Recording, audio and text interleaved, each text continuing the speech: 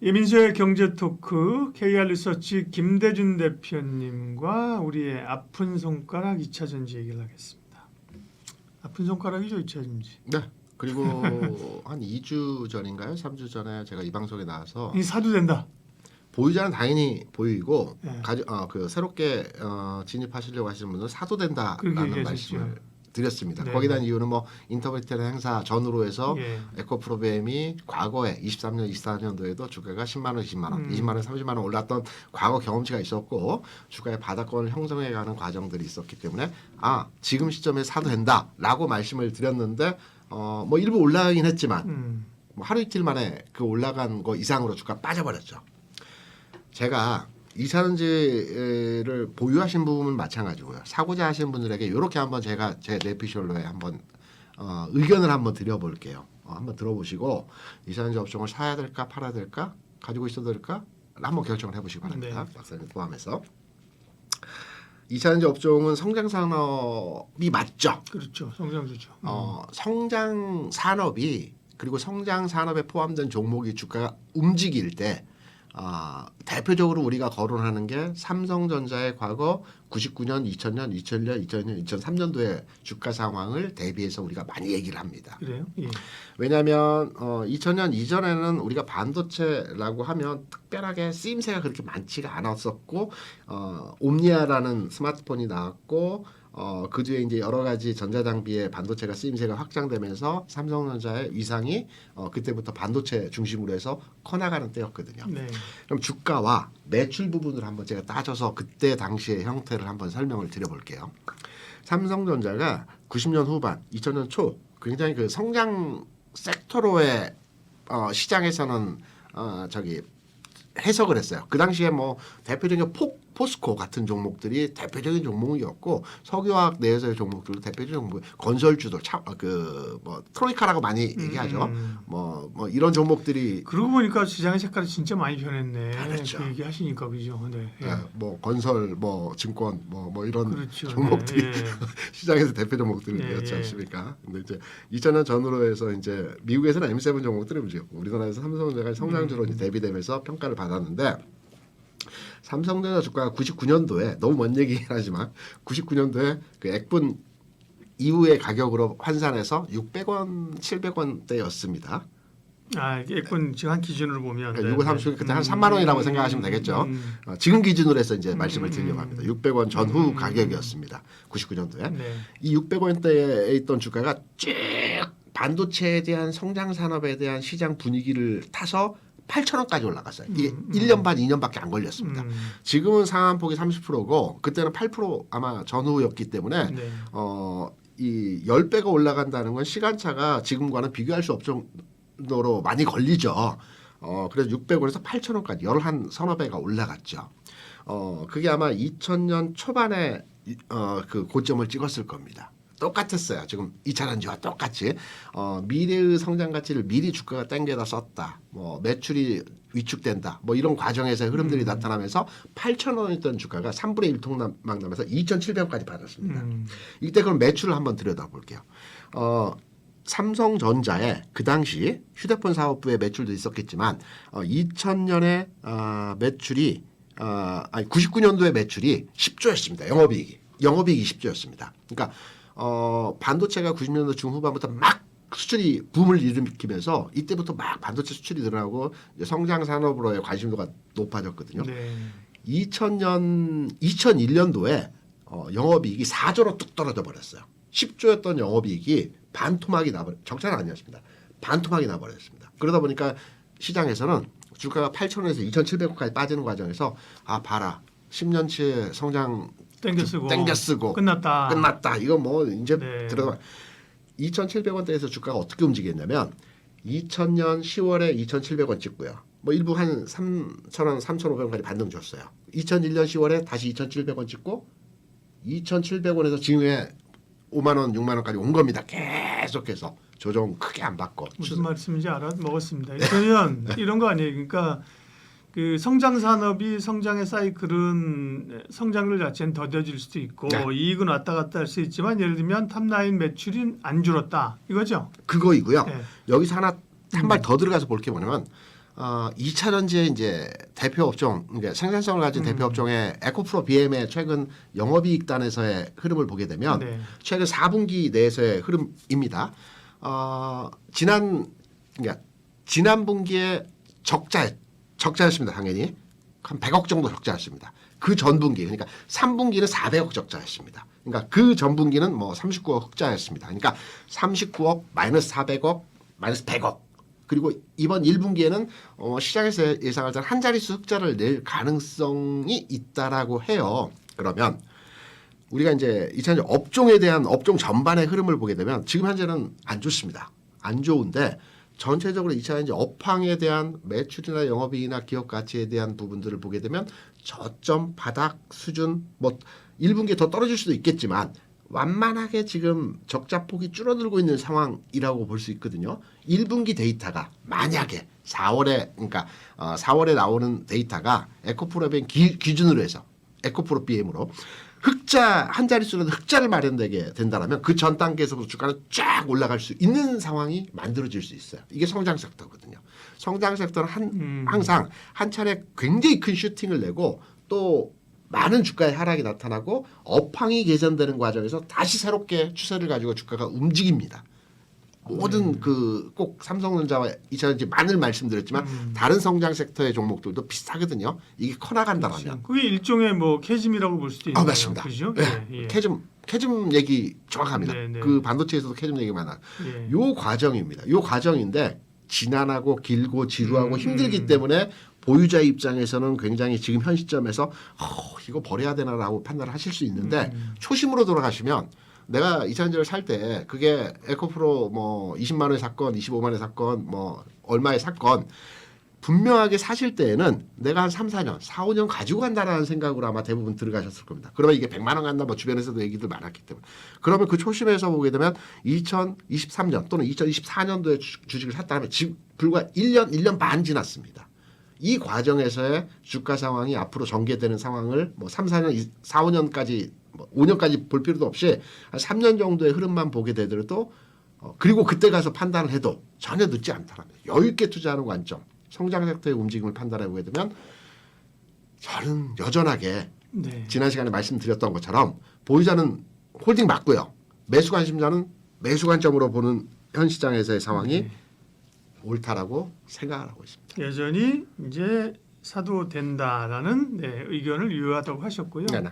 지금 말씀하신 것도 동일하는데 네네. 그게 쉽지 않죠. 예를 들면 장기적인 성장 산업은 뭐 5배 올랐다가 그죠. 네. 그 다음에 또 떨어졌다가 또 간다고 하는데 그게 진폭이 그죠. 지금 장기 투자라고 생각하고 했죠. 그런데 워낙 진폭 자체가 너무 급등락이 컸기 때문에 지금 그렇게 2차 전지에 물려 있는 분들이 괜찮아 시간 지나면 뭐 천천히 이렇게 하는 것보다는 고통이 너무 좀 컸죠. 제 경험을 한번 네. 말씀을 드려볼게요. 아주 오래전 얘기지만 제가 이제 그 H증권사 영업부에 잠깐 근무할 때가 있었습니다. 네. 본사에 네. 근무하는데 그 앞에 이제 현대 아파트가 있어요. 바로 길 건너에. 그 현대 아파트에 이제 저희 옆장에 오시는 아주 유명한 분이 계셨어요. 그러니까 뭐 정치적 유명한 분이 아니라 방송 활동을 많이 하고 연세가 지금 아마 당연히 돌아가셨겠죠. 그 당시에도 나이가 많으셨으니까. 근데 이분이 한 달에 한 번씩 꼭 오셔가지고 삼성전자 주식을 매달 사셨어요. 매달. 이게 IMF 직전부터 IMF 후까지 계속 사셨는데 오시면 굉장히 유명하신 분이고 TV에서 많이 보시는 분이기 때문에 가끔 제가 이제 말씀을 제가 이제 주문 담당으로 이제 오퍼레이팅 하는 업무였었기 때문에 이걸 왜 이거 지금 사셨지 말고 좀 기다렸다 하시면 어떨까요? 그리고 지난번에 2만 원, 뭐 3만 원에 사셨는데 지금은 29,800원인데 뭐 좀 더 빠질 때 어떻습니까? 근데 이거는 계속 사서 내가 가져갈 게 아니고 우리 애들한테 줄 거기 때문에 계속 가겠다라고 말씀을 하셨고 그 당시에 주식을 매매했던 가격이 3만 원, 28,000원 요 가격입니다. 4만 원이 안 넘던 가격이에요. 그러니까 액분전. 그러니까 600원, 500원, 700원 요 사이에 사셨던 거죠. 근데 돌아가실 때까지 가지고 계신다는 측면이었어요. 근데 불과 그게 2, 3년, 3, 4년 만에 그 가격 몇 배가 나는 수익들이 났었거든요. 이 관점으로 접근하셔야 된다고 저는 생각을 합니다. 아니 맞는 말인데 안 와닿는다고요. 그러니까 그게 틀렸어요가 아니라 참 그 맞는 말이고 시간이 지나면 그렇게 증명되는 경우가 꽤 많은데 네. 근데 100%라고 사실 얘기하기 좀 어렵고요. 예를 그렇죠. 들면 옛날에 SK텔레콤 같은 경우 뭐 좋은 회사였는데 그죠. 500만 원 태광 이런 회사 그죠. 그렇죠. 예를 들면 뭐 LG생활건강 시간이 더 필요하겠지만 예를 들면 과거에 우리가 황제주라고 했던 기업들이 다 그렇게 성공했느냐라고 하면 그 반론은 좀 있을 수 있으나 네. 기본적으로 동의해요. 성장 산업의 그런 성장을 믿고 가자는 얘기인데 제 말은 동의 안 한다는 게 아니라 힘들다. 그죠? 주가의 변동 때 힘들었다고 말씀드린 거고 오케이 넘어가고요. 네네. 이거 갖고 대표님이랑 저랑 곤란할 건 아니고 네. 그러면 2차 전지를 뭘 보아야 될 것인가? 네. 당장 이제 뭐 인터배터리 행사 진행되고 있고요. 또 그럼 뭐가 좀 이슈가 될까요? 트리거가 될 만한. 지난해 인터배터리 행사에 비해서 흥행도는 올해 그렇게 크지 않 진행 중이기 때문에 지금 단원에서 인터배터리 행사에 대한 여파에 대해서 평가할 수는 없겠지만 네. 지난해 같은 경우는 전고체라는 큰 이슈가 있었지 않습니까? 네. 그래서 전고체 관련된 종목들이 그 당시에 주가가 굉장히 셌어요. 근데 올해는 이제 행사가 이제 시작됐습니다. 이번 주 계속 진행이 될 것 같은데 행사의 주요한 쟁점이 아직은 크게 나타나지 않고 있습니다. 전고체가 조금 거론이 되면서 최근에 한농화성이라든가 뭐 등등등 종목들이 네. 조금 움직였고요. 또 리튬 메탈에 대한 음극재 쪽 이쪽이 좀 거론되면서 관련주들이 일부 움직임이 진행이 되긴 했는데 관련한 그 인터넷 행사의 어떤 이슈를 가지고 움직이는 종목이 아직까지 나타나지 않아요. 특이한 것은 이제 중국 BYD가 이번에 참여했다라고 합니다. 관련해서 뭐 LFP 쪽도 움직일 개연성이 있긴 합니다. 근데 세게 이 부분에 대한 흐름이 나타난 종목이 아직까지는 없다라는 게 과거의 행사와는 조금 차별화된 내용에서의 흐름이고요. 저는 뭐 이게 오히려 낫다고 생각합니다. 과거처럼 뭐 하나 이슈화가 되면 그 관련 종목들만 뭐 한두 차례 세게 움직이고 이후에 주가 빠지는 것보다도 전체적인 부물 형성에 가는 게 필요하기 때문에 뭐 나쁘지는 않다라고 보고 있어요. 그렇다고 해서 이번에 큰 인터넷 행사에 이슈가 없느냐? 그것도 아닙니다. 부수도 가장 많아졌고요. 참여격도 가장 많아졌고요. 행사에 대한 전반의 그 참여도나 그 기여도가 지금 큰 상황이기 때문에 그렇게 나쁘지는 않다라고 생각합니다. 네. 그리고 이제 아까 얘기한 종목 얘기를 좀 하게 되면 아까 얘기한 삼성전자의 개념이라고 하면 사실은 사회된 거 LG엔솔이잖아요. 아닌가? 아닌가? 이건 좀 다른 관점. 대표주 대장주로서. 그러니까 반도체를 사면 네.